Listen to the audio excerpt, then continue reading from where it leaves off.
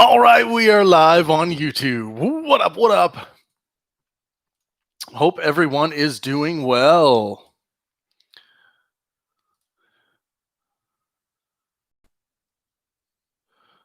Let's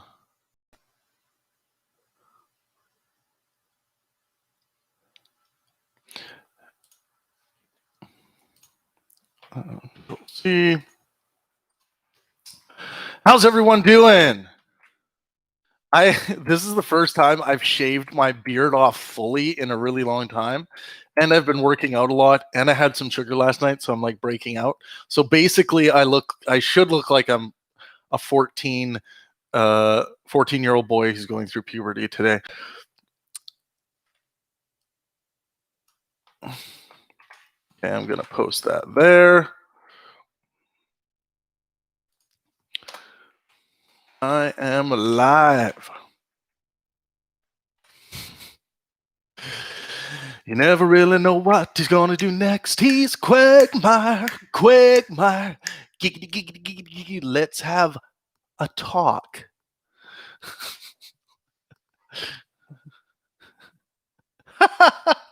Second comment in. When are you going to refund? Troll alert. Welcome everybody. Make sure you hit the like button when you sign in. Let's talk. What did I call today's okay, today I called the talk session "The Fear of Racism is Killing Brains," and I'm going to give you guys some sexy examples. I've decided for the past week or so here to engage with people on my personal Facebook page. It seems like people in general are afraid to sometimes engage on like pages like the Pangburn page, but they're more open to engage on the personal Facebook page. So few days or week with people on my personal page, and I gotta tell you, the amount of brain cells that are being killed by "where's the racist? Where is he?" I've been called a racist by like many different people, some who have actually known me for my whole life, like went to high school with me and stuff. So it's been quite fascinating. ANCR says, "Wow, all shaved up." Yeah, totally shaved. And I got breakout going on here. I had a chocolate bar last night, or no, 2 nights ago, and I've been working out a lot, and usually I break out. So yeah, this is 14-year-old me. You pedophiles. Bushcroft Adventure says, "Hey, Travis." What up, everyone? What up, Sean Sullivan? Michael Ryan, what up, what up? Sean Sullivan says, "Why do you think the culture war left the universities and permeated the mainstream?" Well, I just think that just happens with cultures all the time. The mainstream media is going to want to talk about things that get people riled up, and those ideological wars in the universities, there's a lot of content created around those, like street epistemology and all that stuff, and people love to watch that. It gets millions upon millions of views. So I think mainstream media, with people spending a lot more time not watching mainstream media is probably trying to, engage with that kind of content a little more. That would be my off the cuff assessment of that. Yeah, what do you think, Sean? Michael Ryan says, "Is racism killing brains, or is racism simply a symptom of the lack of intelligence tied to it?" So it's not racism killing brains, it's the fear of racism. Thinking that racism is always to blame. It's like, okay, George Floyd gets killed. We have people going around the internet right now saying that it was a racist crime, like a race-driven killing. There isn't a shred of evidence of that. It's like, what? Like, all I am asking people when they put together an argument is that it's not fallacious, that it comes from an honest position. You cite the reasons why you think this, essentially telling me what you believe and why about something like white privilege or whatever. And it's just people are committing all of the standard fallacies that you would expect. Argument from ignorance is showing up everywhere. They basically say, well, it's self-evident. I can't imagine any other reason why. Actually, there was an example here. I'll use this example. If you guys want to see what's been going on my personal Facebook page, just I've opened it to the public, so you can just search Travis Pangburn on Facebook, and you'll find my personal Facebook page with all of the conversations that have been happening. But I'll find this one example, and it's a good example of an argument from ignorance fallacy. You never really know what he's gonna do next. Okay, here it is. And people are really showing people's moral character tends to break down on this topic, the topic of race, and then they really go to nastiness, and they try to like hurt you and things like that. But which fails. Like with anyone like me, it's just like I'm engaging in the war of ideas, but they feel like they're fighting for the lives of millions when they're doing this, and it's just that part is very nonsensical. So okay, here we go.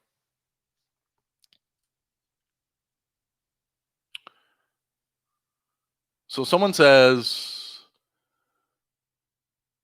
oh my god, there's 54 replies to this. Oh, okay, here we go. So someone says, an example for you. Last time I was in LA, I had a 16-hour layover. So I did what anyone would do. I rented a Lamborghini, a Contact 5000, only $150 an hour. That sounds fun. And went to find some weed.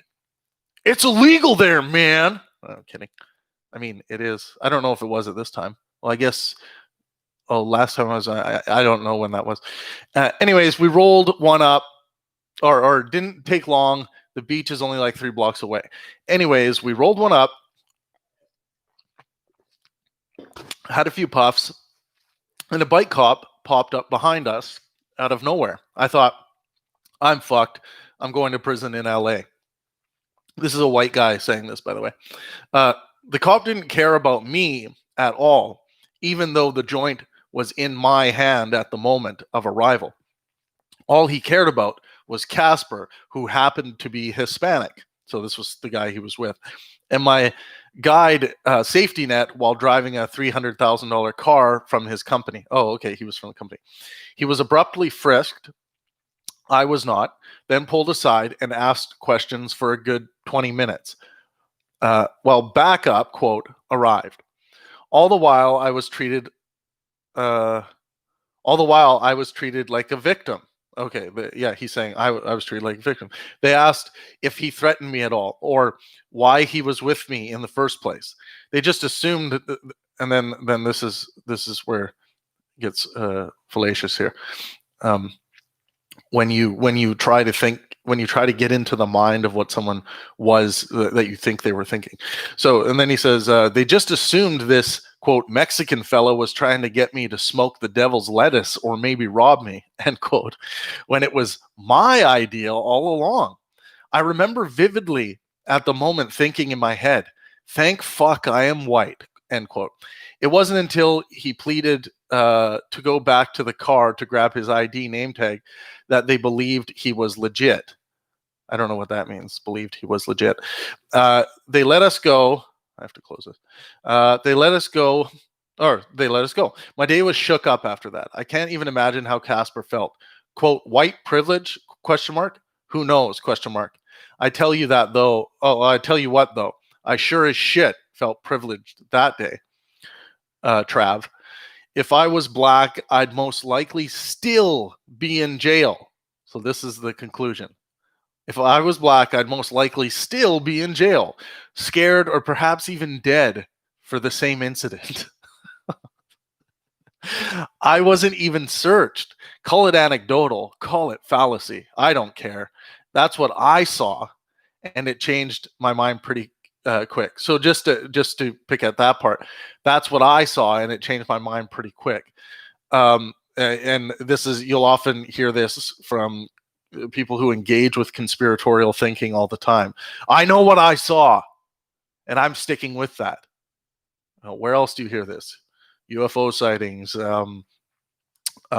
other conspiracies. I saw leaked documents that are no longer available, that this happened, and this happened. Okay, so, and then let's see the replies.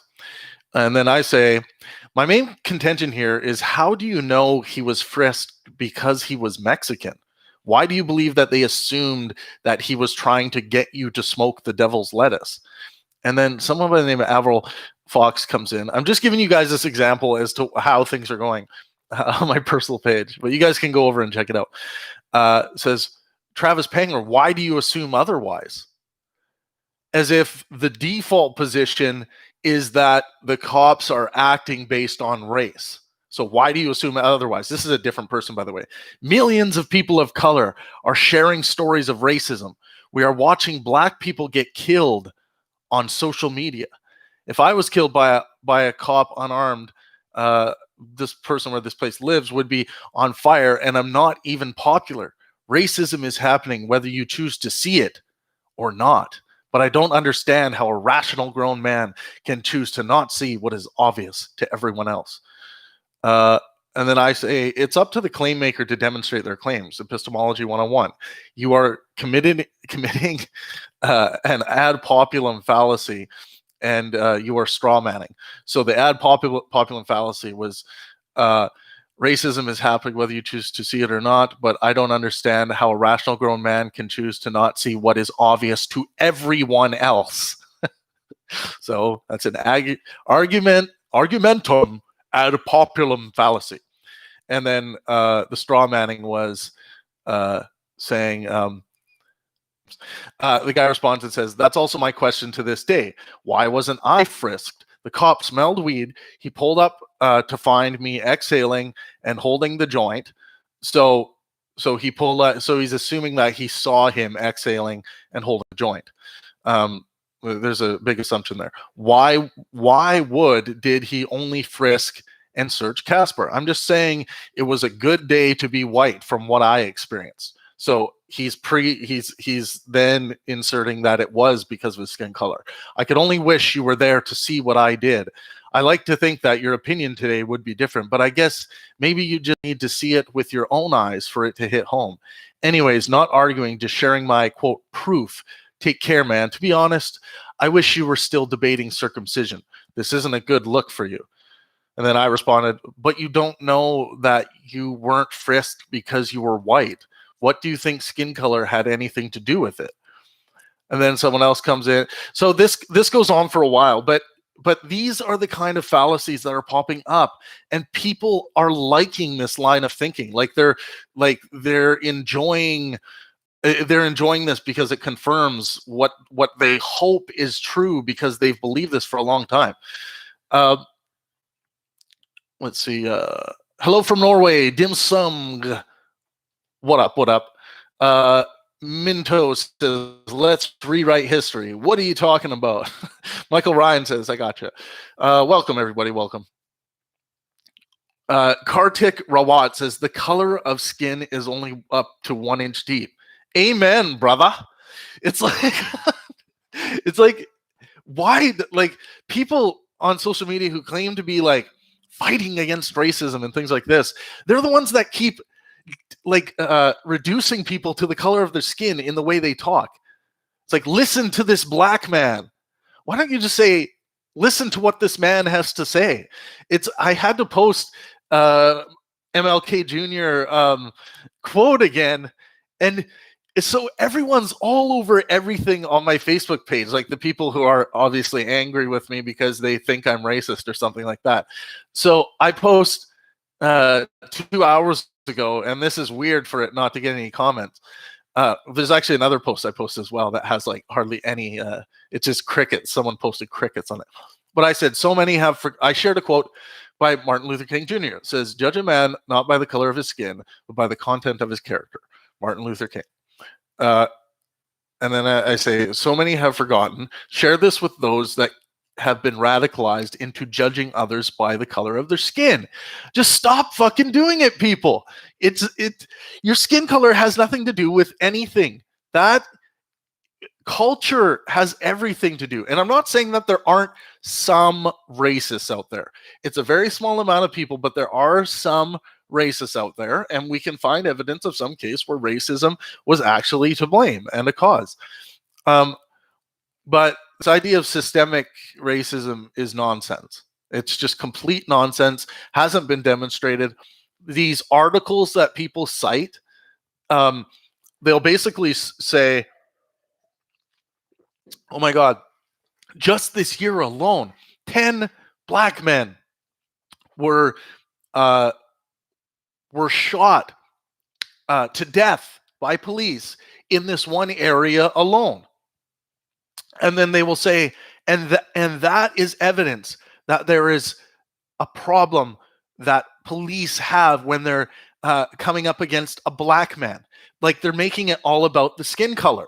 But if you look at the cases as to what happened, sure, you may find an anecdotal case of some racist asshole that's been proven to be a racist and he committed a race crime. But you need evidence to demonstrate that. It's not enough to just say a black man was shot, it was because he was black. That logic does not work that way. It just doesn't. James K says, were you intentionally being provocative holding up the gorilla in the thumbnail? What's wrong with my gorilla? This is like one of my for someone who's a skeptic, I will put this on the poker table, like if I'm playing poker, and stare at the opponent I'm playing against in on the poker table, like if I'm in a heads up hand or something. And I think it intimidates them. But I love gorillas, and I'm a big fan of the ape species that I am a part of, because we are all African apes. All of us, black, white, Hispanic, everyone, we're all African apes. Make sure you hit the like button on this stream. So another post I posted this article that just came out by the Chicago Sun-Times, and it's baffling. 18 murders in 24 hours inside the most violent day in 60 years in Chicago. This was released this article June 8th, 2020. Let me read a bit of this. A hardworking father killed just before 1 a.m. A West Side high school student murdered 2 hours later. A man killed amid South Side looting at a cell phone store at 12:30 p.m. A college freshman who hoped to become a correctional officer gunned down at 4:25 p.m. after getting into an argument in Inglewood. While Chicago was roiled by another day of protests and looting in the wake of George Floyd's murder, 18 people were killed Sunday, May 31st, making it the single most violent day in Chicago in 6 days, according to the University of Chicago Crime Lab. The lab's data doesn't go back further than 1961. So I posted that, and there's been a lot of action on my personal Facebook page. And it's damn near radio silence. And anyone that does comment are just engaging in ad hominem attacks.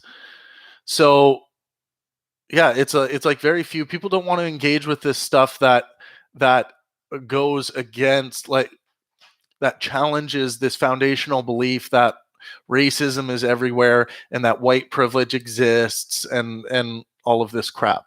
It's like people just want to spout this stuff with no consequences, and I've been calling people out for it. And I think more people need to do that. James K answered that. Sean Sullivan says society has managed to give into placid the SJW Karens out of conflict avoidance. They managed to get a reward, and so the SJWs claim more, and society try to avoid conflict again and give in. Wow, that was that was a bit broken. That was hard to understand.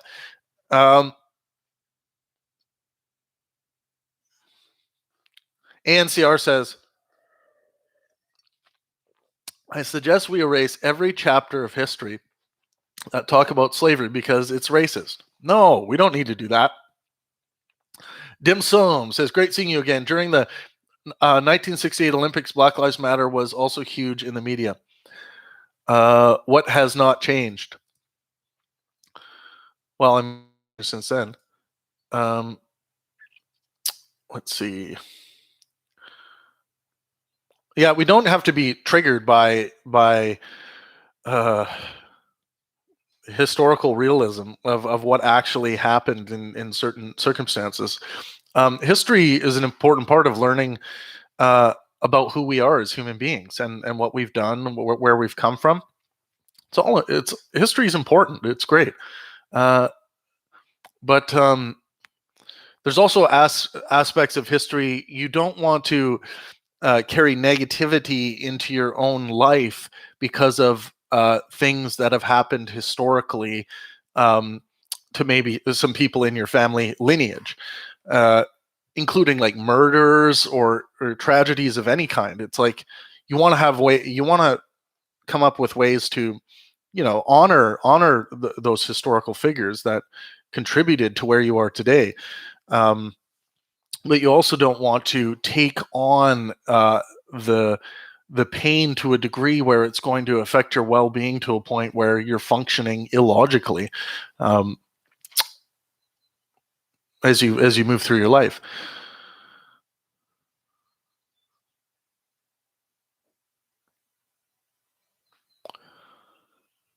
Johnny Five says the most rampant fallacy in all of this is the appeal to authority. Yeah, it's very common. Appeal to authority. What credentials and what books by Black authors have you read? Guys, the color of the person's skin does not fucking matter. When are people going to get that through their thick skulls? It doesn't matter. The content of what's being written matters. That's what matters when we're talking about what is. It's true that if you want to read a book about a Black person's experience about something and you specifically want to read about a Black person, it's like, okay, fine. But what you'll start realizing as soon as you stop seeing people by the color of their skin, you will, or judging them by the color of their skin, you will start to see all of these differences, major differences you think there are, break down, and you'll start to see a lot more similarities to how all human beings live. And obviously, cultural differences are a thing, and you're going to see major cultural differences. But here's the thing: if you're Black in America, you can grow up in rich culture. You can also grow up in poor culture. Same goes for every other race across the board. So it's just this is nonsense. Um, so you appeal to authority fallacy media. It's affecting cognition in a major way. They're reaching people.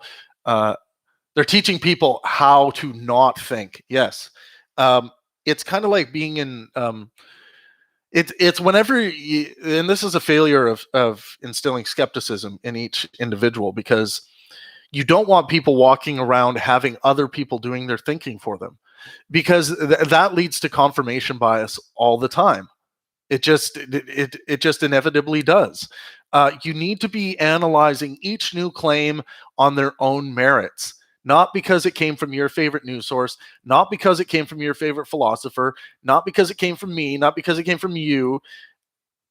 You need to be assessing each claim on their own and seeing if it holds up logically, seeing if there's evidence to demonstrate it. Uh, James Wright says at Pangburn, to paraphrase Peter Hitchens, people are being taught what to think as opposed to being taught how to think. Yes, of course. And I've been saying that for years, and I know lots of people use that phrase. Um, how to think is much more important than storing data into your brain that you can just repeat, because all of that essentially exists here in your cell phone. Um, uh,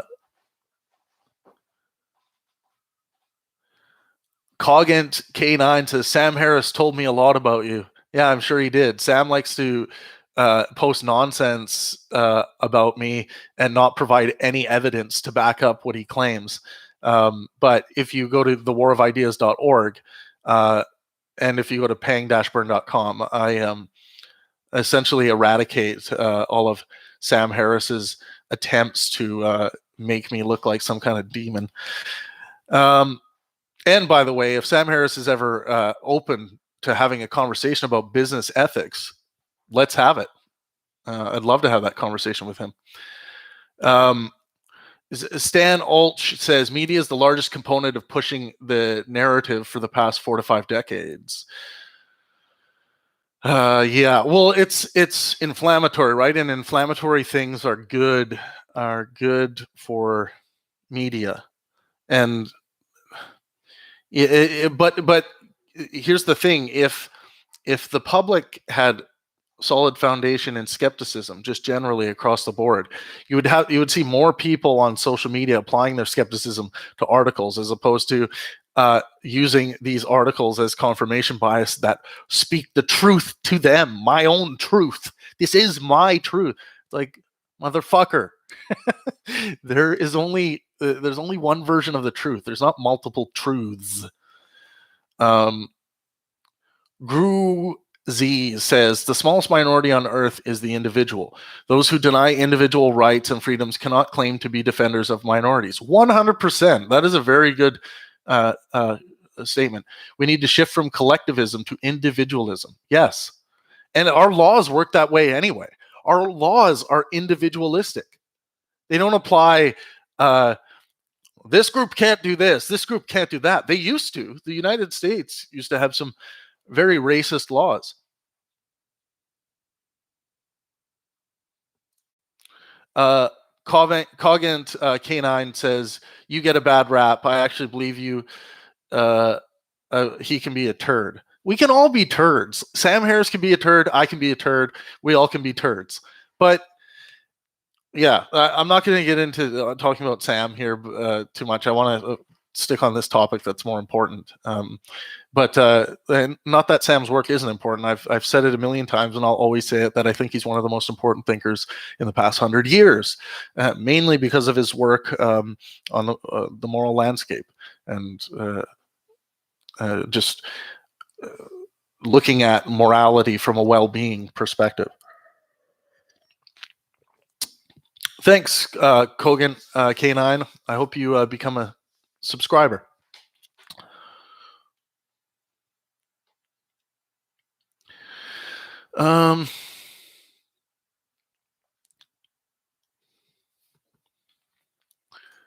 Yeah, even if you disagree with me, guys, hit the like button on this stream.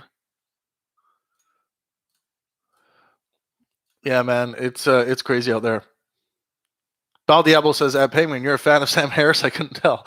Well, I've produced the biggest live events that Sam's ever been involved in his history on this channel, and you guys can go over to the live events that I've produced. They're all on this channel here.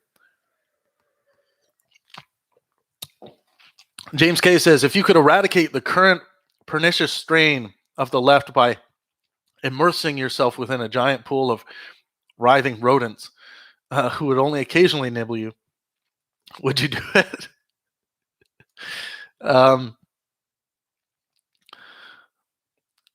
If you could eradicate the current pernicious strain of the left by immersing...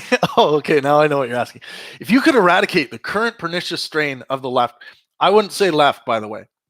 I think left, right, diagonal, sideways, up, down, third dimension, a million dimension. Like, I don't care about those labels. I just care about the people who are making these terrible arguments. But by immersing yourself with a giant pool of writhing rodents who would occasionally nibble you, would you do it? Yes. To instill skepticism.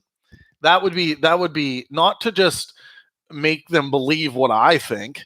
I want them to have the cognitive tools of skepticism and adhere to them because it leads to a more fruitful life. And I believe I've demonstrated that. And I will continue to demonstrate it through my book and through my talks and everything I do.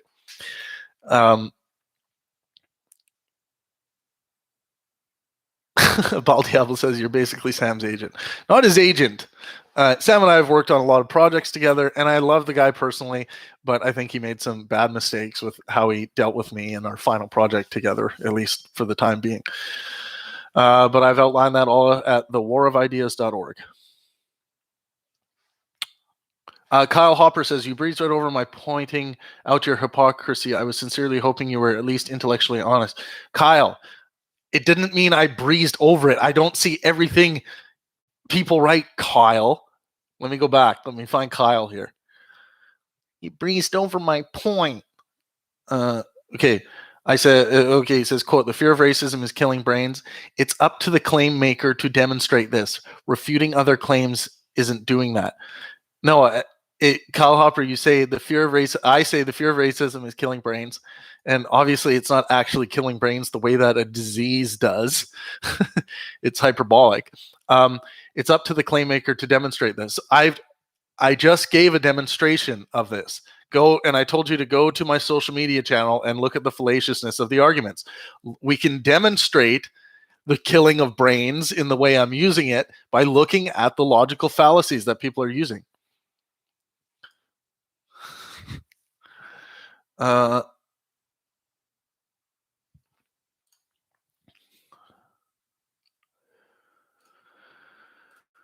He's Quagmire, Quagmire. You never really know what he's gonna do next. He's Quagmire, Quagmire.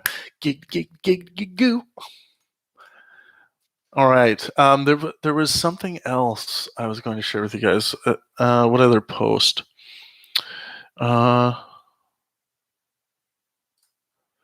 yeah. So I just posted. Now let's see if the Outrage Brigade, which I'm calling them, deals with this. So I posted just the excerpt from the opinion piece, The Myth of Systematic Police Racism, and that was by Heather McDonald in the Wall Street Journal. You guys should check that out. I'll give the link in the chat here. You have to open it with your phone because I believe otherwise it will ask you to subscribe. But I put a segment of it on my Facebook. Oh, by the way, I'll give you guys a link to my personal Facebook page here. Oh wait, how do I copy that again? Oh, it makes you go through this.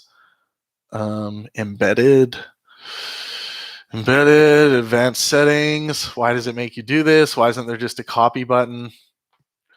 I'll give you guys a link to what I'm talking about on my Facebook page.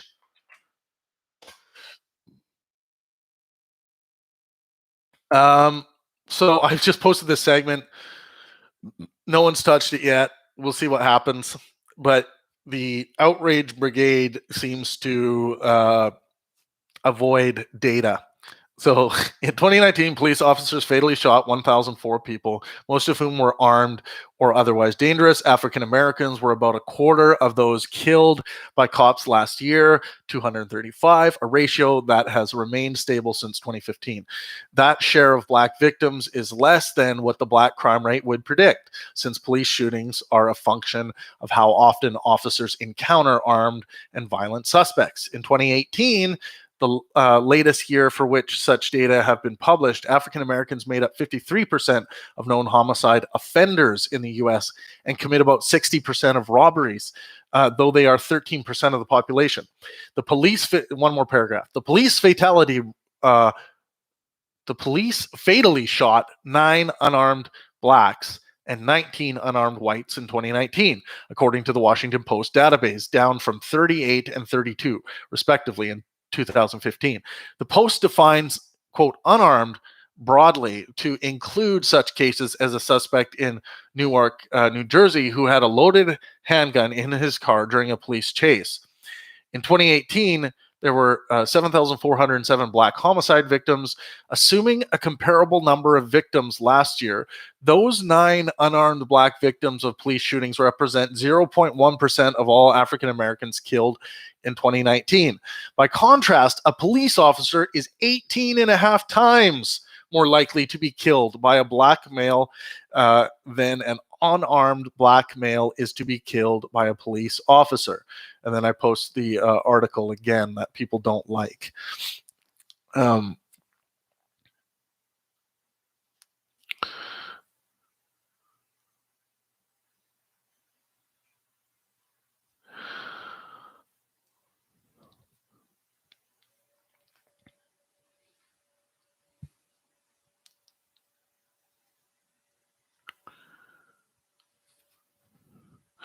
Stan Orrit says, Kartik, that doesn't always work. It's called affirmative action. Hiring minorities and females for the sake instead of aptitude has proven that they are putting improper hires in the field. Yeah, this is not affirmative action does not work. It's not helping anything, guys.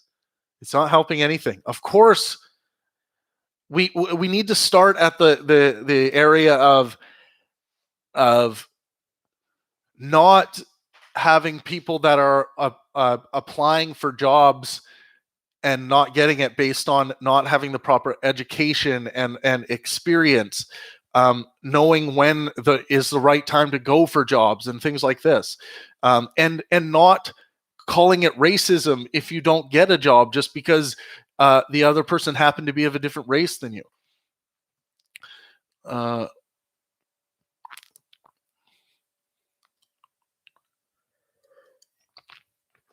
Bal Diablo says criticizing or appropriating culture is somehow equated to racism or phobia. Yeah, there's shitty cultural aspects to every culture, guys. There's shitty cultural aspects to every culture. Some more than others. And then people will be like, well, the people of that culture happen to be majority of this race. It's like, I don't care about that. I don't care about the race of who's connected to what in what culture. Race, don't care about. The cultural aspects itself that lead to behavior, that's what I care about.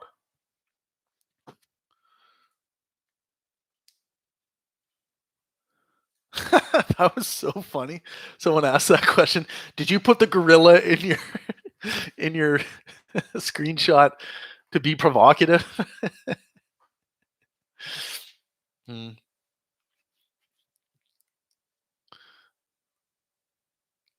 James K. Yes.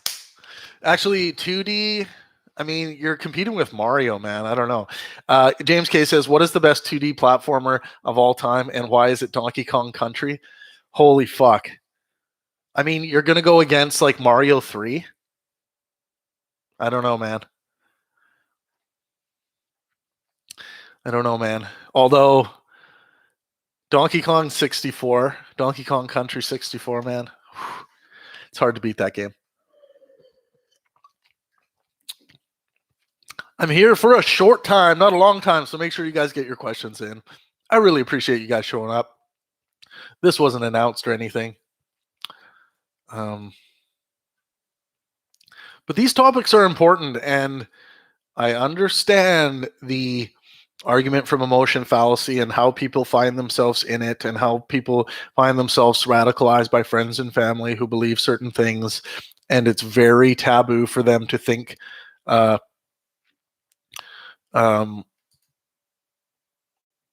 it's to think differently and to come out and talk about different ideas is very difficult, and a lot of people have a hard time. They don't want the chance of being called a racist. And for me, like, I don't care. People can call me or label me whatever they want. But I know for the people that don't do this, they generally just they don't want that stress to be called a racist and have to defend their position based on data. That even if they're right, a lot of people step back, and the people who want to get involved are the ones always that seem like it's almost like they're acting out because they're searching to finally confirm this thing that they've always believed to be true. That's kind of the what I see happening all the time.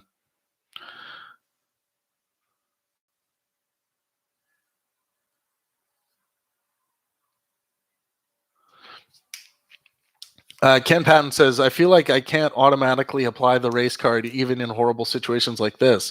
I think it's more likely this cop was just an abusive asshole. There's a lot more likely circumstances. Like the fact that he was racist, that he was a racist, isn't very likely at all. The amount of racists that exist on this planet, actual racists, just are few and far between. A lot of people make racist jokes, and I happen to like racist jokes. I think they're hilarious. And it doesn't matter what race they're against. I just think it's funny. It's funny because they're because of cultural connections to race. Sometimes you'll be able to put together a cultural race combination joke that seems true. For instance, something about like Asian women being horrible drivers. It's like no one actually believes, and if they do, they're just wrong. But no one actually believes that every woman is a terrible. Every Asian woman is a terrible driver, or even most. But people laugh at that joke because it's like we have this bias in our mind too, that like when someone cuts us off, like if it would have been someone of a different race, people tend to be like, oh, let's say let's do this one. An Indian cab driver cut you off because they drive so erratic, and then someone says, yeah, or because someone believes that they drive so erratic, and then someone says, yeah, that guy just cut me off. It's probably Indian. It's like that kind of thinking is really funny. But I think the reason why we laugh at it is because our brains do that. Like we all have racisms in our brains, but the difference is how, you know, how we deal with that when they come up. And most of us, and I talk about this in my book, how we have moral pleasure drifts and immoral pleasure drifts, and I think and we have these part of when racisms come up. I think that's part of the immoral pleasure drifts that we engage in. But the thing is that people just don't act on this crap anymore, and people are realizing there isn't any truth to it. Like it's just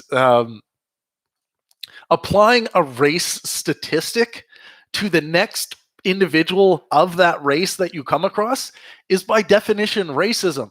So just stop doing it. It's not interesting. It's not, someone's race isn't interesting to me. Their culture is everything that's interesting to me. So just why can't people stop doing it? It's looking for the boogeyman. It's ghost hunting. Where's that racist ghost?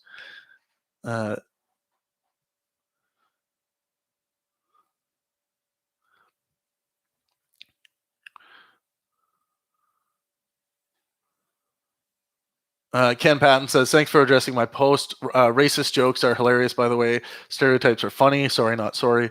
Yeah, I mean, I think a lot of I laugh at the most absurd, dark shit. And I'm not saying everyone should laugh at the things I laugh at. I'm just saying don't laugh at that. Oh God, don't laugh at that. It's like, and those have to be the people that always say, I know funny, and that is not funny. It's like, okay, dude, I trust you. You know funny. Yeah, just stop labeling people based on the color of their skin. It's easy, people. Anyways, this was a quick one, guys. I really appreciate you stopping by. Engage in the comments. I'm sure there'll be a lot of comments under this video when I actually publish it. But thanks for stopping by. This was going to be a quick one. I got some shit to do, so I'll see you guys next time. And as always, let art and science inspire. Thanks, guys.